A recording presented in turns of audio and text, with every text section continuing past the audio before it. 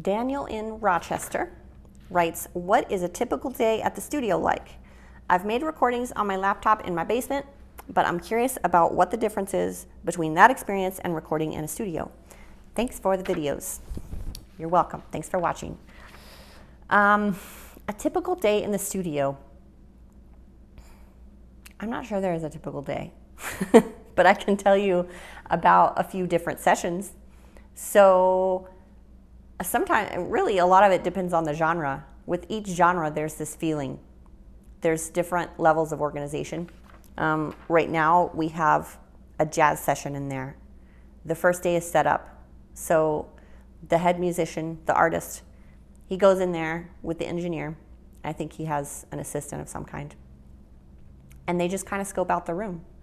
And they have 8 people that are going to record. It's a jazz octet. And they just look around and decide, where are we going to put the drums? Are they going to be isolated in the ISO booth? Are they going to be in their own room? No, I don't think so. We all want to play together in the same room. We want to mix ourselves when we play. So one big difference I can tell you between recording in your basement, because I've done that. I didn't have a basement, but I recorded in a closet back in yesteryear. One big difference is when you're in the studio, time is money. Right? You don't have all the takes in the world. You don't have hours and days to sit there and edit and play and try stuff. I mean, you could. It would get very expensive. So with this jazz octet, we hired pros. We hired professionals. They come in for 2 days, 8 hours per day, and they have charts. We set them up. Everybody's mic'd up, ready to go. And those 8 players play together live all the way through. They don't overdub. They don't edit. They don't do punch-ins. They just play. So that's one big difference. Just the time that's available. That's very much what jazz sessions typically look like. A setup day, 2, maybe 3 days, where the whole group comes in, multiple players playing together live, and then they're done. Somebody like Americana or rock and roll, those sessions are much, much, much longer. We have generally a setup day where we'll record basics from that setup day. So we come in, set up bass and drums, the lead instrument, maybe it's guitar or piano, and they will lay down the basics. Once we have those basics, they're done. That'll take 2 or 3 days. Then those players go home. Their work is done. Then we have overdubs, electric guitar, organ, horn sections, whatever it is you want to add for flavor, and they come in and, maybe like the organ player, for example, he's going to be on 2 or 3 songs. He comes in, he loads in all the stuff, we set him up. That maybe takes an hour. We pipe the recording into some headphones for him.